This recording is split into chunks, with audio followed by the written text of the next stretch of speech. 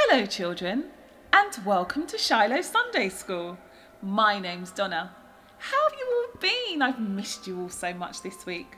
Are you ready to read with me again? Do you remember what the story's about? That's right, the children of Israel are kind of getting ready to go into the land of Canaan, but God said they had to stay there for 40 years. First, wait until all the past generations who were disobedient have gone, and then the new set can go in. So are you ready to read what happens now? Are you all sitting comfortably in your seats and are ready to join me on the journey of finding out a little bit more? Come along, let's have a read. The last days of Moses. The people of Israel had wandered for 40 years in the wilderness. Now, at last, they were to enter the land that God had promised them. For Moses, the joy was mixed with disappointment. Moses had failed to honour the Lord before the people when they were in the wilderness of sin. For that reason, God would not permit Moses to enter the promised land with the rest of the people of Israel. Since he himself could not enter Canaan, Moses asked the Lord to appoint someone in his place to lead the people and to command them in battle, so the Israelites would not be like sheep without a shepherd. The Lord chose Joshua, the son of Nun, to be the next leader. Joshua was one of the 12 spies who spied out Canaan. Moses had Joshua stand before the people and gave him authority to be their leader. Moses really wanted to enter the promised land. He prayed that God would let him in, but God said, "That's enough. Don't mention this again. You may see the land from afar, but you may not enter it." So Moses said to Joshua, "You are the one who will lead these people into the land the Lord promised our ancestors. The Lord himself will lead you and be with you. So do not lose courage or be afraid." Then Moses climbed the mountains east of Jericho and looked out over the land. The Lord said, "This is the land I promised Abraham, Isaac and Jacob I would give to their descendants." After Moses saw the promised land, he died, and God buried him in the land of Moab. He was 120 years old when he died, but he was still strong as ever and his eyesight was good. The Israelites mourned for Moses for 30 days there in the plains of Moab.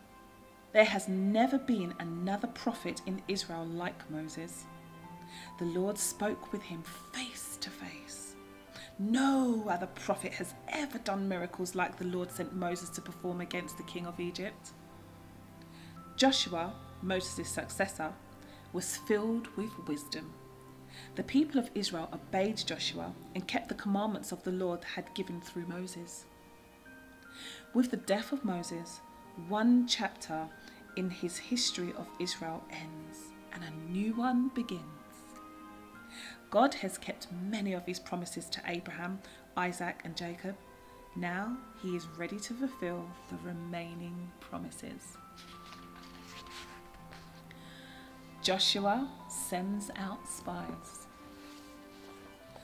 After the death of Moses, the Lord said to Joshua, the son of Nun, "Get ready to lead the people of Israel across the Jordan into the land that I have promised to give them." So Joshua sent 2 spies from the camp with orders to secretly explore the land of Canaan, especially the city of Jericho. When the spies got to Jericho, they stayed the night in the house of a woman named Rahab. She took them up on her roof and hid them under stalks of flax and that she had put there to dry. Word reached the king of Jericho that Israelite spies had entered Rahab's house. He sent a messenger to her. "The men in your house have come to spy on our country. Bring them out."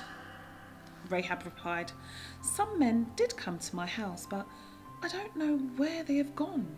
They left at sundown." If you hurry, you can catch them." So the king's men left to search for the spies. Before the spies went to sleep that night, Rahab said, "I know the Lord has given you this land. Now swear to me that you will treat my family as I have treated you. Don't let them be killed." The two men answered, "If you do not tell anyone what we have been doing, we promise that when the Lord gives us the land, we will treat you well." Rahab's house was built into the city wall, so she helped the spies escape by letting them down from the window by a rope.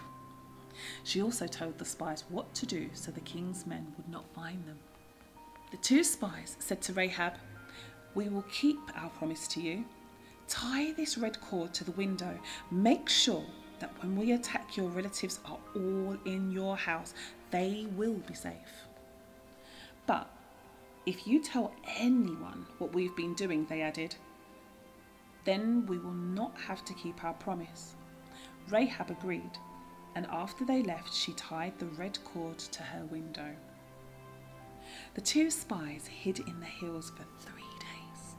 As Rahab had advised, the king's men looked all over the countryside for them, but finally gave up and returned to Jericho. Then the spies left the hills and crossed to Jordan to return to their camp.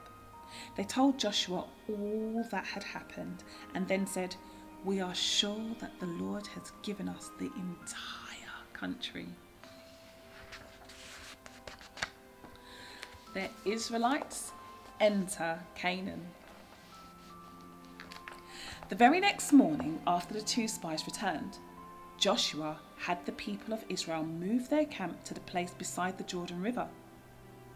There they waited to cross the river.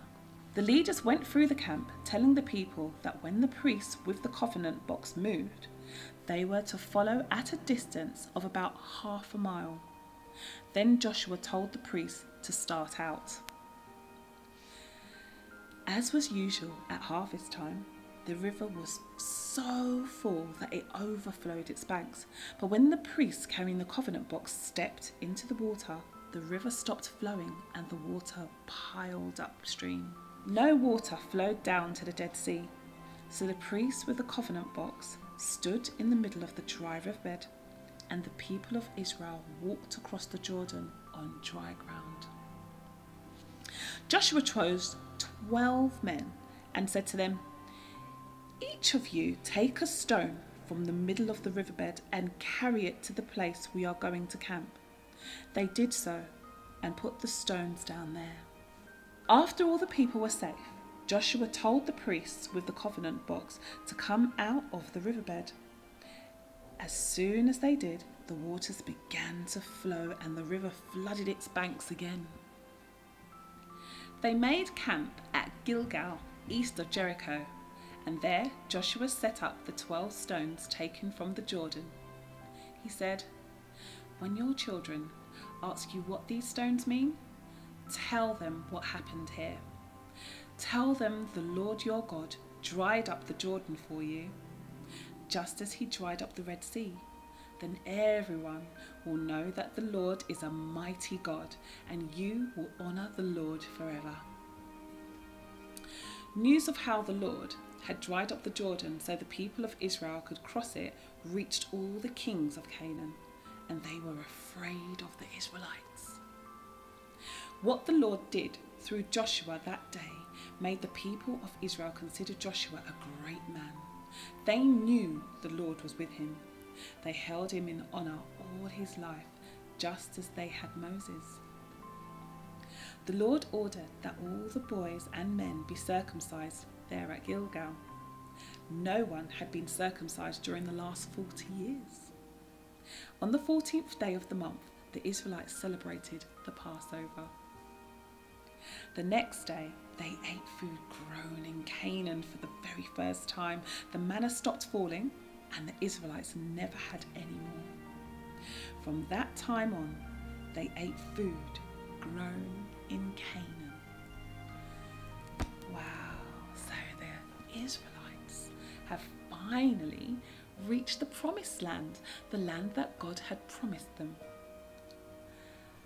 I wonder what's going to happen in the land of Canaan now that they're having all these different foods and fruits.